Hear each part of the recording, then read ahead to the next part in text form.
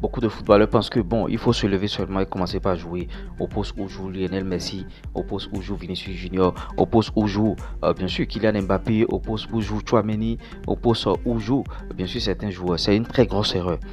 C'est vrai que c'est votre idole. Maintenant, est-ce que vous avez les aptitudes bien sûr pour jouer à ce poste-là? C'est vrai que très tôt, on ne choisit pas un poste à un footballeur. C'est vrai que bon, au bas âge, il ne faut pas trop fixer de poste aux joueurs, tout ça. Il va tacter tous les autres postes, il va jouer un peu partout. Et après, dès l'âge de 16 ans, 17 ans déjà, à partir de 17 ans, 18 ans, il faut commencer par l'orienter et il faut qu'il puisse jouer un seul poste et être beaucoup plus spécifique. Maintenant, ce qui est là, pour choisir un poste à un footballeur, il y a un document, il y a des choses, le profil de joueur par poste, ça existe partout. Si vous n'avez pas ce document, bon, grâce à cette vidéo-là, ça peut vous aider. Donc, je vous en prie, suivez la vidéo du début jusqu'à la fin. Choisir un poste, ça dépend, comme je le disais tantôt, des aptitudes. Est-ce que, bon, il est lancé, bon, est-ce qu'il a la force, comment est le joueur, tout ça là. Vous voyez, c'est vrai que, bon, il faut aussi travailler ses capacités physiques là, que ça soit la taille et qu'on sort dans les salles de gym, tout ce que vous voulez. Bon, beaucoup parlent de génétique, bon, dans leur famille, ils ne vont plus grandir, dans leur famille, ils ne vont pas faire ci. Mais moi, je vais mettre des barrières par rapport à ces trucs-là. Ce qu'il faut savoir, c'est que quand vous voulez jouer comme gardien de but, les standards c'est au moins 1m80. Comme gardien de but, c'est au moins 1m80. 80, 85, c'est en train d'aller même à 90. Si tu as moins de 1m80, change de poste. Sinon, ça va te rattraper du jour au lendemain. Les postes qui sont sur la colonne vertébrale, c'est des postes qui nécessitent de taille. Défenseur central, standard 1m80, 90. Vous voyez, je ne vous demande pas que bon, un joueur qui a 19 ans, un joueur qui a 12 ans, un joueur qui a 13 ans, un joueur qui a 14 ans aurait déjà 1m80 ou bien 1m90. Non. Non. S'il a déjà 1m60 ou bien 1m60 et quelques, à ce poste-là, il a 12 ans, ça veut dire qu'il va encore grandir. Mais déjà dès l'âge de 21 ans, si vous n'avez pas les tailles requises, allez changer de poste. Colonne vertébrale, tu dois avoir la taille. Gardien de but, défenseur central, milieu défensif, même milieu offensif, attaquant, tu dois avoir la taille. Les postes qui sont sur la colonne vertébrale. Si vous n'avez pas la taille, changez de poste. Maintenant, si tu n'as pas la taille, bon, il y a des postes dans le couloir. Tu peux avoir la taille et ne pas avoir les standards aussi. Poste de couloir. Maintenant, quand tu es dans le couloir, tu n'as pas la taille, tu dois être très très rapide. Tu dois être très très rapide. La fois passée, quelqu'un me posait la question dans mon groupe WhatsApp où je conseille les footballeurs. Si vous voulez intégrer ce groupe, j'ai mis le lien en commentaire épinglé et en description. Vous pouvez intégrer facilement.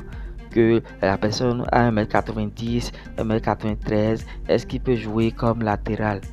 Oui, mais généralement quand vous avez cette taille-là, quand les gens ont cette taille, pour 80-90%, ils ne sont pas rapides au fait. Il a la taille, il va jouer, hein, il va faire ci, mais il n'est pas explosif, quoi. Il n'est pas rapide. Il n'a pas une accélération fulgurante. Donc moi je lui ai conseillé, le gars il rentre dans l'as, milieu défensif, attaquant. Pourquoi pas même bon, excentré. Mais bon, c'est pas conseillé. Avec cette taille, jouer dans le couloir comme ça, c'est pas bon. C'est pas bon. C'est pourquoi chez certains entraîneurs, même si vous êtes rapide, même si vous êtes rapide comment et vous avez cette taille là, ils vont vous mettre dans l'as. Un peu comme les Varane et consorts. Varane lui il est lancé, mais il est encore rapide. Donc voilà des réflexions qu'il faut mener. Parce que qu'est-ce qui se passe? Des fois je vais suivre des matchs, tu vas voir un pygmée dans les buts. Et le fait qu'il est déjà très bon, on le met là. Vous n'êtes pas en train de lui faire du bien. Vous êtes en train de sacrifier le joueur. Je parle aux entraîneurs. Vous êtes en train de sacrifier le joueur. Quand vous mettez des joueurs de coup taille dans les buts, ou bien le gars n'est pas lancé, on le met défenseur central. Vous êtes en train de le sacrifier. Ce que je peux même concevoir, le gars n'est pas rapide, mais vous le mettez en attaque. Ça veut dire que c'est un attaquant de poche.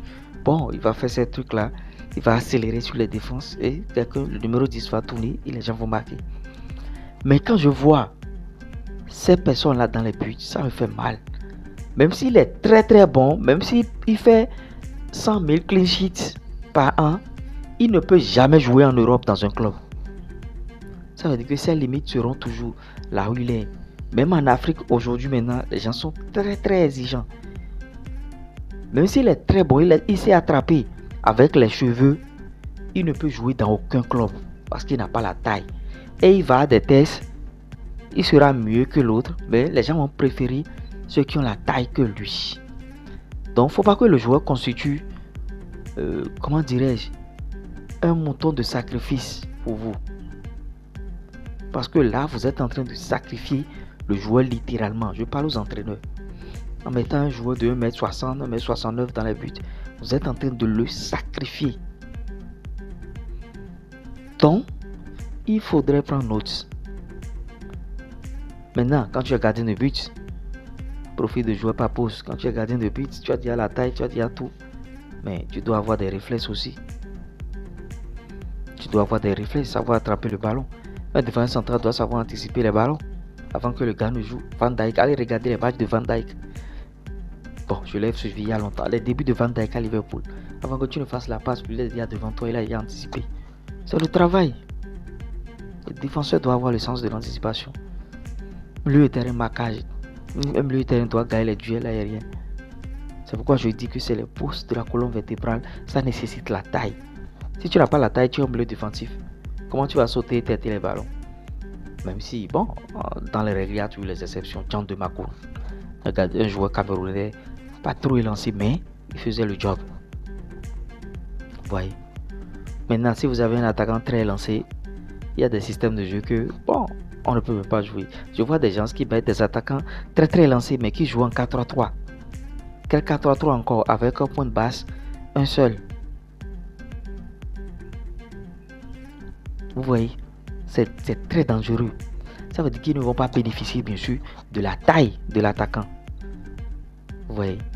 Alors que quand s'il joue dans je conçois même un 4-3-3, mais avec 2 points de base et un milieu offensif. Ou bien carrément, vous jouez en 4-5-1. 2 et 1. 2 dans les couloirs. Donc, vous voyez, nos vidéos aussi, ce sont des leçons tactiques. C'est pourquoi je dis que c'est votre chaîne, c'est pour les footballeurs, mais pour tout autre acteur intervenant, bien sûr, dans ce secteur. Vous voyez, je viens de donner des conseils encore aux entraîneurs. C'est pourquoi le nom a changé. Je ne suis plus coach, je ne suis plus entraîneur, je suis plus le reste expert foot. Je fais tout. Tout. C'est pourquoi je vous dis, si vous voulez travailler réellement avec moi, prenez d'abord une consultation, mais elle est payante. 1 heure de consultation. Et j'ouvre un dossier à votre niveau. Je vous mets là. On commence par travailler. Même si vous ne connaissez rien au football, même si vous ne savez pas jouer, prenez la consultation et passez à l'essentiel. J'espère que vous avez aimé. J'espère que vous allez donner vos avis en commentaire. On se dit à tout à l'heure. Allez, ciao.